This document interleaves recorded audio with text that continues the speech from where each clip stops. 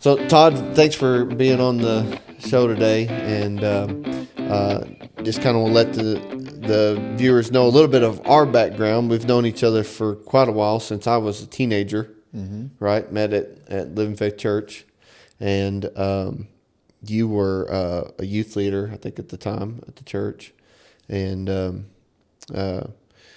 so you've been a big impact in my life for a long time. Jennifer credits Missy, your wife, as one of her biggest role models, and somebody that God placed in her life, teaching her how to be a godly woman, being somebody she could reach out to. So you guys have been a big impact in our life. And so I just want to have you on. Wanted to kind of share your story and just what God has done. So tell me a little bit about your just growing up, what your childhood looked like. Well, first, thank you for, inviting me, and also just for doing this. I think that working to impact the world and bring people closer to Christ and impacting families is just a great reason to talk. So hopefully things that, either we say today or that people hear improve their families and help fathers be better dads. I'll say all the way, I can remember driving down a dirt road with my dad on a tractor, and taking the wheel and doing this. And I thought that's how you drove, and he corrected me with that. Obviously, you just go straight, and I'm a pretty good driver. So, I have some early memories. I also have some memories of kind of when things started going, when things weren't working. And I can remember a time when my mom and dad were in a fight, and I went into the bathroom. There was makeup everywhere, and they were yelling. And I remember they pushed me back into Marnie's room and shut the door, and me and Marnie were in there. That's kind of what I remember. What age was that? I was probably about 4 years old. Okay. And I mean, that's just, I'll say as you grow older, like, you recognize that those things, I think my dad was a good man. I believe that, and I believe my mom's a good lady. But, sometimes in families, things, challenging things come up or happen, or, people get focused on themselves. And really the sad part is the remnants of that, or what happens, who suffers, are the kids. Yeah. And I think that Marnie and I, in a way, suffered, through that, because we had to see those things and go through that trauma and that difficulty. So, and then, my dad left. I can remember the time when my grandparents told me that he was getting remarried. I can remember not wanting that. Mm-hmm. How old were you when he left? 4 or 5. Oh, I mean, okay. it was probably right around that time. Gotcha. And, I think he probably got remarried when I was 6 or 7. And then honestly, after that, then I didn't see him again until I was probably 11 or 12 years old. And I remember my mom got remarried. And I'll say we were in extreme poverty, because we had nothing. My mom worked 2 jobs. She worked at Campbell Soup and Hancock Fabrics. She was gone by 3 a.m, and she didn't get home till 10 p.m. She'd leave me notes. I remember she bought me pocket knives and would leave little gifts, and Marnie and I were pretty much on our own. Sometimes I've told, kids this at school. It's like, as a kindergartner, Marnie would leave and go to school. She went to another school. And then I would go and wait on the side of the road, on the side of a dirt road, probably be home about 30 minutes before school started, and wait on a bus. And I was 5 years old, standing on the side of a road.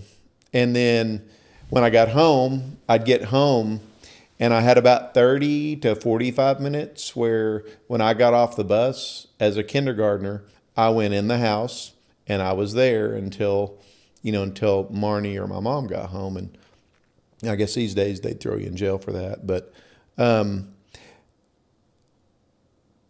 I'll diverge a little bit. But that is probably the development of a spirit within me that I can do anything that I want to do or need to do because I've had to do that. Mm-hmm.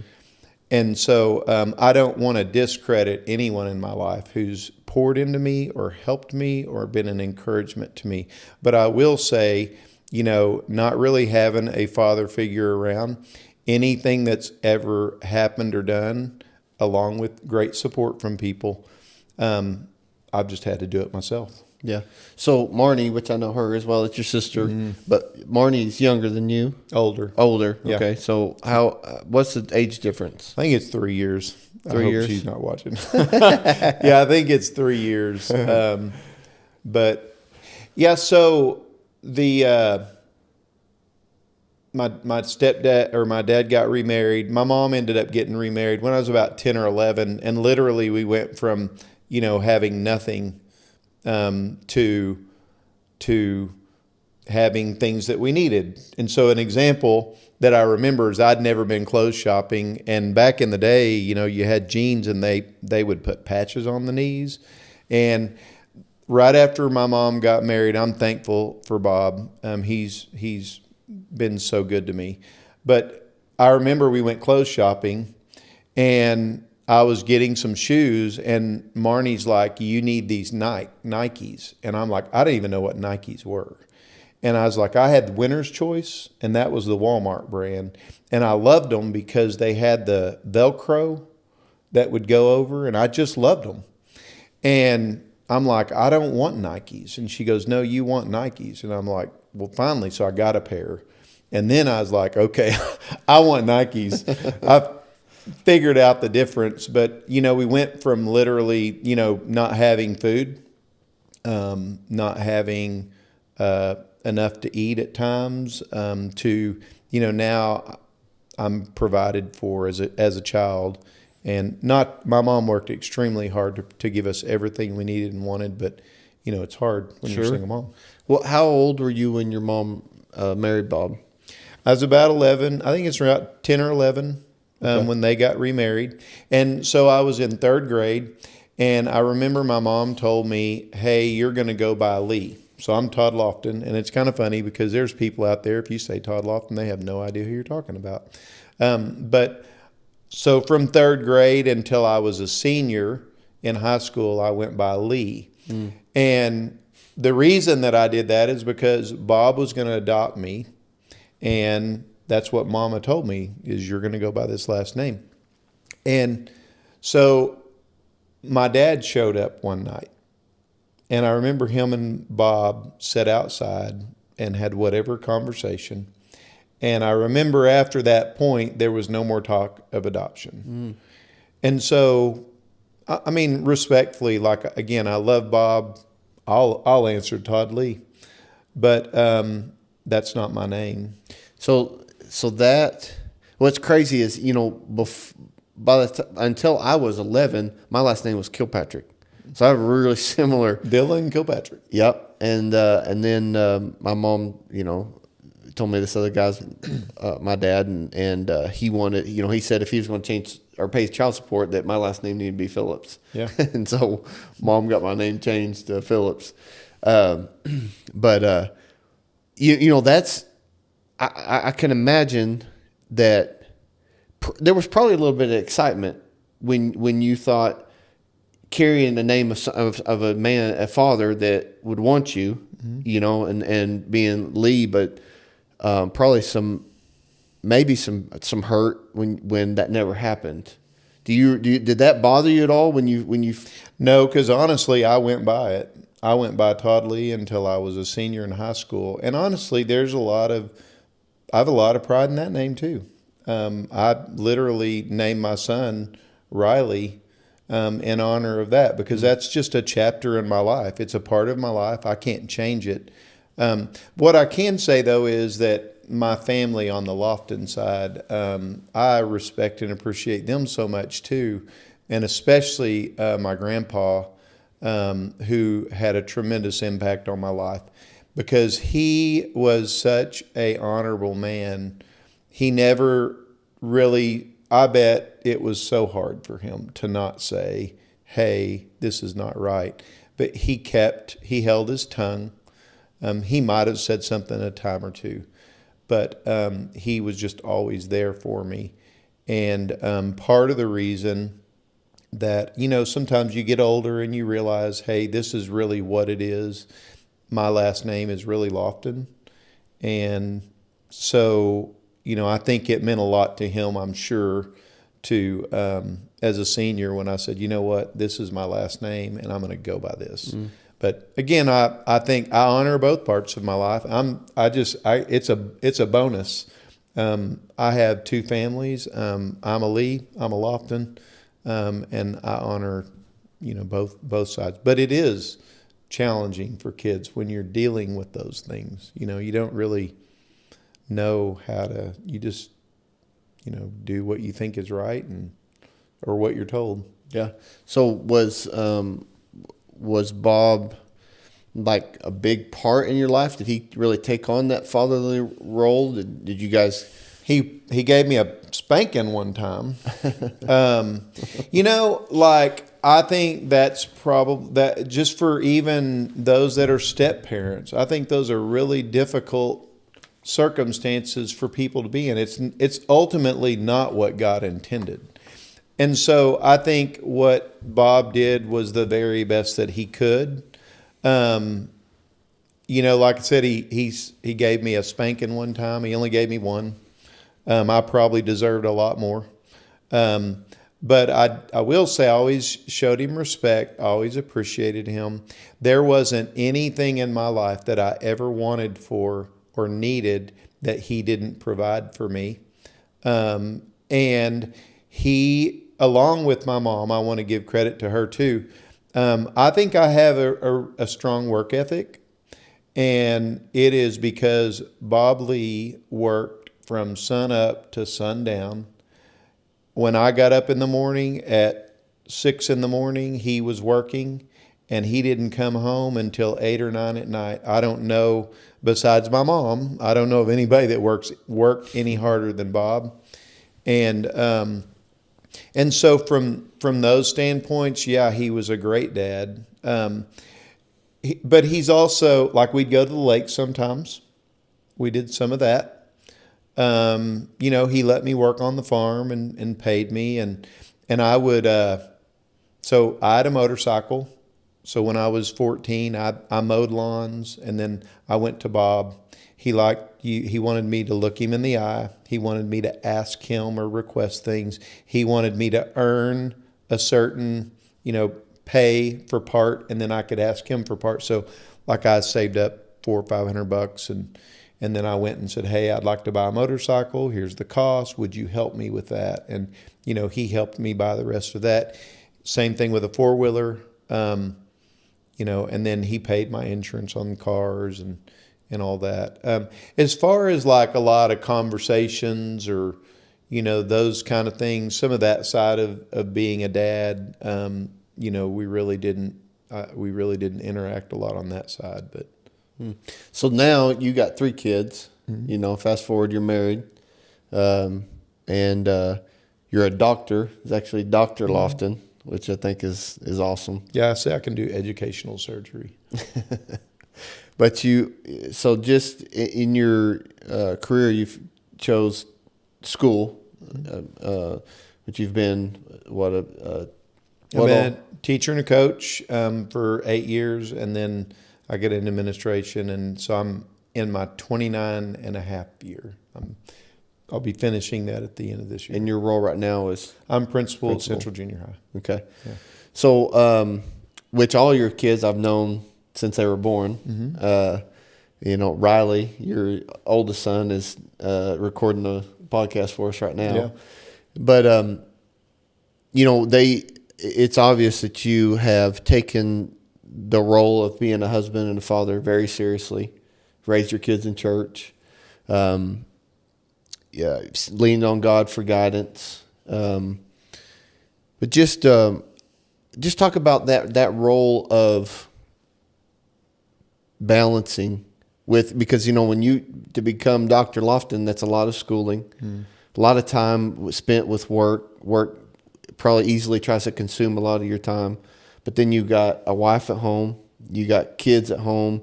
How do you balance that to make sure that you're providing, that you're continuing your education, you're doing a good job there, that you're making sure you're being a good husband, making sure you're being a good father? What does that look like for you? Well, to start with, and I'm sure you're in the same the same boat. Like, you just have to figure all that out, because there isn't anyone that you've really seen much of an example of that. Now, we have acquaintances or others that we've watched, but with the turmoil, you don't get to see a lot of that. If I can for a minute, though, I want to go back and I want to say I think my dad wasn't my real dad. Was an amazing man. He died when I was 14. I did get to see him Now, you say amazing man. How so? Well, I think he came around to understand. I mean, we all do. We look back and we make decisions and you move on with those decisions. But I also believe that he understood that, family's important. And I think that not to take anything away from whatever decisions he made, and to say that, you have to make good once you make those choices. But I also think that he wanted to try to make up or make right. And so, I got to see him the last 2 years of my life. It was really special and good. And then he died when I was 14. Mm-hmm. And I say he was amazing, a good man, because there were so many people at his funeral that just knew he was genuine. And I credit a lot of times, I think Marnie's a lot more like him. And Marnie, mm-hmm. She is one of the most amazing ladies besides my wife and my mom that I know. And Marnie is very caring and genuine and loyal. And she would do anything for you. And I think my dad was that way. So I wanted to honor him. But for me, I can't think of anything more important for a man to do than to, when he gets married, to stay true to his wife and to his kids, and to honor that family in a way by being there for them and supporting them and being an encouragement to them. And that's what I've tried to do with Missy. I'm beyond blessed with her. Yeah. She's way better than I am and makes me better. And then my kids are amazing. They've just been very special to me. And I tell them, I don't think I'm a good dad. They tell me that I am, but I just don't ever feel like I do enough, like I can do enough to be good enough. And yeah, that's a weird statement. You would make that, because I think everybody around you would agree. And usually you're pretty,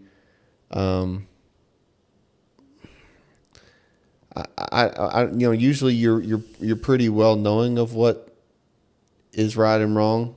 And to me, I would think I'm really shocked that you make that statement, because, a person, as guys, we don't want to brag on ourselves, but I would say I'm a good dad.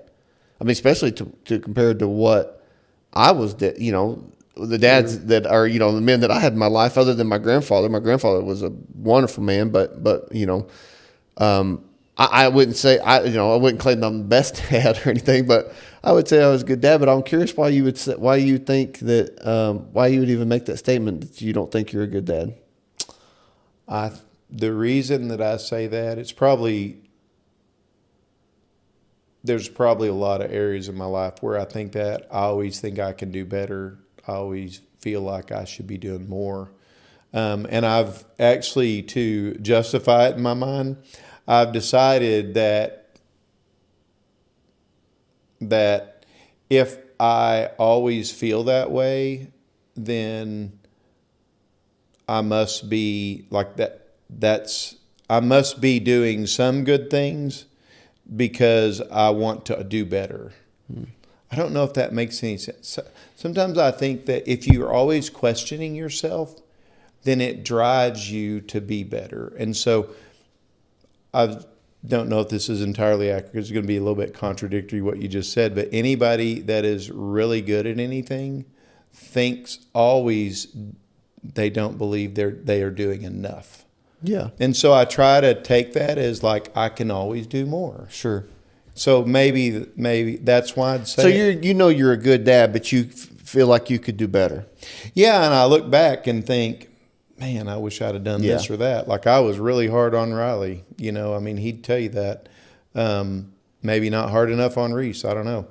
But, that's where, but you don't have that example. Yeah. And so you don't know. I mean, I remember when there was a football game on, we're watching the Razorbacks and it's halftime, and I made Riley go out and play catch with me. Well, do you remember that, Riley? I mean, that's, when you don't know, you don't know. Yeah. And so there's things I look back on and think, man, I wish I'd have been a little different. Yeah. Yeah. But I mean, I'm the same way. I think when you're, especially when, for me, I was so determined to be a good dad, and to, set my kids on a path of success. But when you don't know, you're trying, like you said, trying to figure it out, you're trying to do your best. But Weston, I wanted him to be good at every sport that there was, and so when I put him in baseball, he would always, when I would throw the ball, he'd always jump away from the ball and try to catch it. Yeah. And I'd be like, you gotta stay in front, get the glove, don't be always scared of the ball. So I made him get in front of a wall where he couldn't run, and I would throw baseballs at him to catch, and it made him good at catching a baseball, but I'm sure that's not what he wanted to do. But, all my kids, I made all my boys and even my daughters, I made them learn to ride a dirt bike. And Weston was probably my biggest whiner kid, but now he's probably my toughest kid, But yes. But I bought him a little 50 dirt bike. I always grew up riding dirt bikes and stuff, and I've always loved dirt bikes, and so I thought, well, I thought he'd get into motocross and all these big dreams. So I bought him this little 50 dirt bike, and spent a little time teaching him how to ride it, and he took off, and there was some big walnuts on the ground underneath the tree, and he went there, wiped out and crying and screaming and bawling, and he didn't want to be no more part of that dirt bike. And I made him get back on it, whining and crying, and made him keep riding, and eventually he realized how to stay stable, and ended up riding it till dark, just buzzing around, and became a good rider. He's a good rider. But I think that I think that if we get caught up in what other people think a good father looks like, and not listening to the Lord and letting God guide us, we can easily let somebody else determine to us what a good father is. But I think that's good. Riley's a great guy, and he's a hard worker, and when he commits to something, he stays on it, and I'm sure you had something to do with that. I mean, if you didn't force him to do things that he didn't want to do, he probably wouldn't have the work ethic and just the dedication to stuff he commits to, So I think you've done a great job. Yeah, I just always feel like I should do more or do better. You know, if you compare to just the turmoil or the different situations in my life that I went through, then yeah, you know, number one, what is probably the most important thing for anyone to be a dad is number one is be there. Yeah. And if you're there, then you're like halfway there. And I can say that I've always been there, and experiences I've seen where that hasn't been the case. I always try to 100%. Everything is positive with me. It's like they give me a hard time because I'm always like, you know, thinking of the positive, or hey, this is going to make you stronger. It's going to make you better. It's going to make you tougher. Because, and probably you're the same way. Like I've gone through a lot of things that's really hard, and it's like, I'm still here. I'm fine. Actually, I'm better. There isn't anything that I don't think I can do. There isn't anything if I put my mind to it. Yeah, I've witnessed that. Huh? I've witnessed that. Your stone land. Yeah, I mean, you know, it might not be that good in the end. Not anything you don't think you can do, but that doesn't mean you're going to be good at it. I'll give you an example. I'll make it brief, but you know, we were wanting to have a pool, and we're talking, and Missy's like, "You can build a pool." I'm like, you know what? So I started watching videos, and I did it. Now, I'm going to be honest, there's parts of it that I had done, but like I literally did all the pipe work, which we had to go back and redo and found some cracks, but you know, I learned a heck of a lot. But like literally I did a lot of that. I had work done, but like if you set your mind to it, and that's something that I think dads can instill in their kids, it's like, hey, we can do this. Yeah. We can do this together. I can be there to help you. And that's the part that I kind of missed, is somebody there to help me. I just had to do it. Yeah. But I hope that always, my mom's is a servant. If I call her, I literally called her one day. I was talking to this kid, and I was like, hey, I said, if I called my mom right now and said, because him and his mom's having some quarrels. And I said, if I called my mom right now, she would stop whatever she's doing and do whatever I ask her to do. And I said, you and your mom cares about you, and you have that same relationship. I said, let's try it. So I called my mom on the phone, and I said, hey, I need you to stop whatever you're doing, and I need you to run to Walmart and pick up some, I don't know, paper, and I need you to run it to the house, and then I need you to pick up something that's on the stove, and I need you to bring it to school for me because I need it. And she goes, oh, this is literally what she said. She said, okay. She said, if you can give me about 5 or 10 minutes so I can get ready and go. And I said, I'm not really saying to do that. I've got a kid here, and I explained to her. But I told that kid, I said, your mom is there for you, and she loves you and cares about you, and you must have a good relationship. And I said, my mom's that way. And like, so she's there. She's always been there for me, but it's made me want to be there for my kids. And it's like, honestly, and I've gotten really a lot better about this as I get older, but it's like, if you need something, I'll stop what I'm doing and I will do it for you. And I'll credit Dr. Cleveland too, because he told me one time, because I used to not really want to answer the phone, or, you know, I'm at work and I'm focused. But Dr. Cleveland told me, he said, if your wife or kids call, answer the phone. And I'm like, you know what? Like, I appreciate that, and I honor that. And so I do. It's like, whatever they need, I'm here to serve them. Yeah, you know what? When you're talking about building a pool, I think that that's a trait that a lot of maybe young men don't get to see. Just the willingness to get out there and try. Oh yeah. You know, we it's unfortunate that you have young men out there that are scared to even attempt some things that maybe that they think they would maybe want to or need to, but they're just too scared to even try because of failure. And I think because I'm the same way. I feel like almost to a fault that I can do anything, and then I'll try it and realize, well, that one I probably like couldn't. building a wall. But I'll at least attempt it and see if I can, and then if I can't, then try to find somebody that's able. But I do feel like I'll try anything first, and but I think that builds a lot of confidence, and it puts you on a road to success because I'm also okay with trying something and it failing. I don't want it to, right. but it's not going to, the thought of maybe failing and not getting right, it's not going to stop me from at least trying. And I think I have seen, especially owning a business 27 years, people coming in, guys being terrified to even try because they're afraid, well, what if I mess up? And I think that maybe one benefit from when you have a messy life of letdown or a lot of failure or hurt or pain, it kind of it's like you've already experienced quite a bit of failure anyway, and so it kind of takes the unknown away because it's like, well, if I fail, who cares, But on the other hand, sometimes people get stuck in don't even try.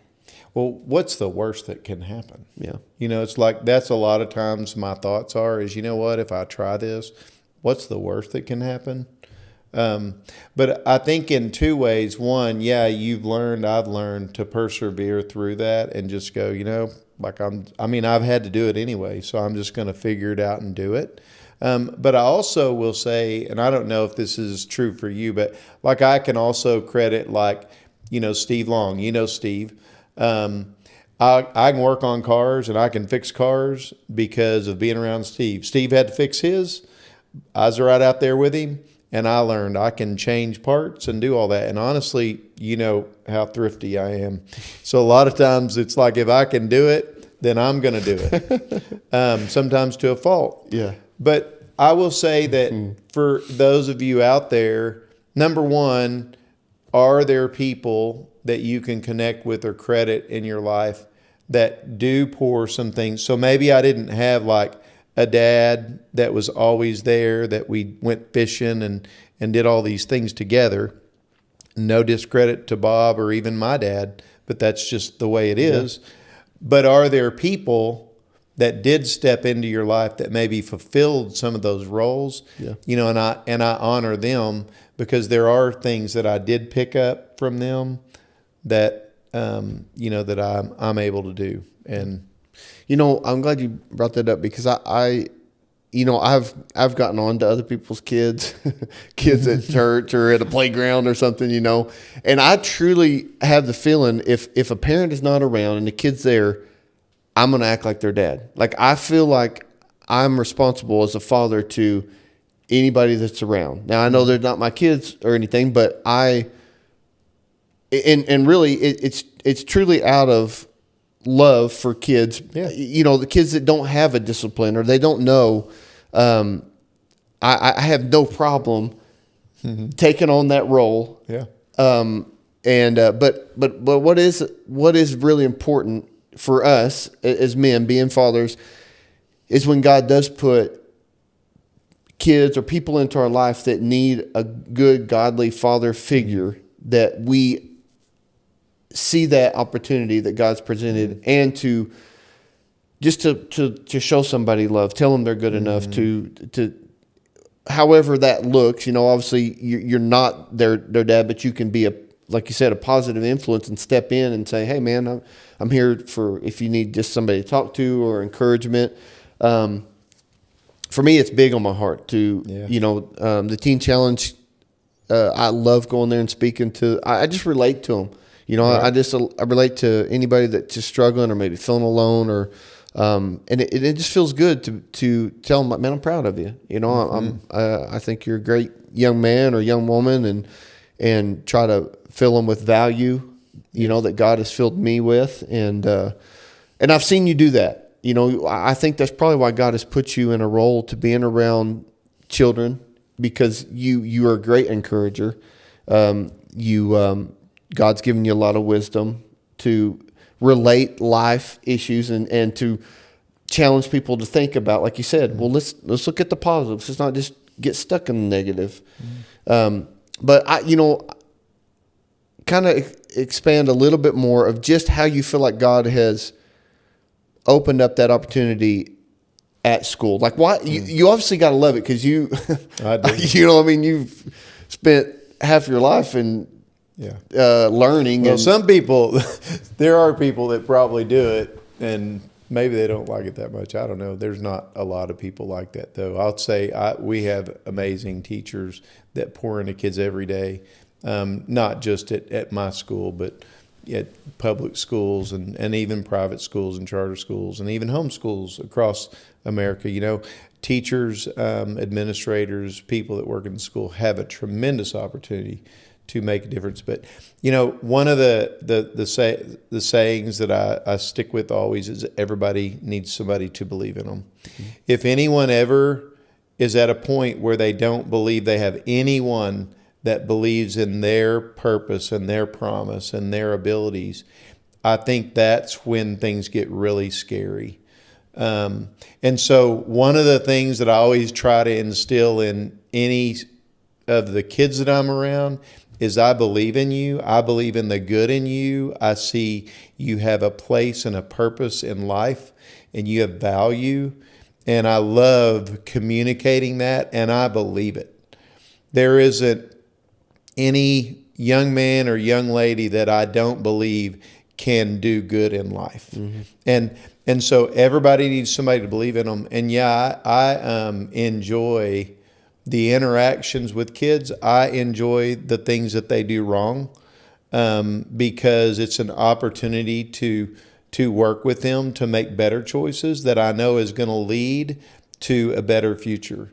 And our community, our school, our community, our state, our country is going to succeed because of the kids that we raise up and we bring up, because they are our future. And I'm called. I'm blessed. I love going to work every day, and I love the opportunity to interact with kids, and they're so good. Like they're so. Today I went to the fair. I try to show up for kids at school, and I got to go to the fair, and a couple of our kids, one former and one now, and then one that's going to be in the future, were showing animals. I took some pictures, and something that meant the world to me. So I just went there to take some pictures and see their animals, but something that meant the world to me was before I left, one of the students said, "Hey, do you want to walk over to the crafts and walk through all the crafts and stuff?" And I said, "Do we have some of our student stuff over there?" And they go, "No, we just like to go over there." And so, what an honor that they actually wanted to spend some more time with me walking through. Now, Granted, it was air conditioned. That helped a lot too. But, man, it made me feel so good that they actually wanted to spend some more time just walking and looking and talking. And that's what our kids are so amazing. They have so much good. They don't even realize how good they are. And they just need people to tell them. They just need somebody to tell them. That's good. Yep. Well, I think on that's probably a good place to stop. I think that's a good challenge for people to listen to. Be aware that kids out there do need somebody to tell them how good they are. Mm-hmm. Especially if they don't. If you're aware that they maybe not have somebody telling them how good they are. I think that's real powerful. So I think that's a good place to rest on and just challenge ourselves to, for some reason for me that's extremely difficult. Especially like in my marriage, I think that maybe, like you said, Missy's way better than you deserve. I truly feel that about my family. I know, well, it is. I mean, it's just a fact. I don't deserve my wife. I don't deserve to have 6 children. But I think that there's, and I recognize it, and I deal with it, and I make big efforts to tell my kids how much I love them, how much I appreciate them, tell my wife how much she means to me. But it is, I think that sometimes I unknowingly, I think if they realize how good they are, how awesome they are, they might realize how much I'm not, that I don't deserve them. And I know they would never do that, but I think that because there has to be some reason why I struggle with, I could brag on my wife and my kids to other people all day long. Mm-hmm. But for some reason it's a challenge to literally stare them in the face and say, you're awesome. I have no problem being like, you should have done better. But they do need to hear that, and it's so valuable, and I'm aware of that, and God has helped me to be better at telling my kids how much I love them and how valuable they are and how special and how much I love my wife, and so I think that's very awesome that you just brought that point out and are doing that to kids because they need it. So, Todd, I want to thank you for being on the podcast and sharing your story.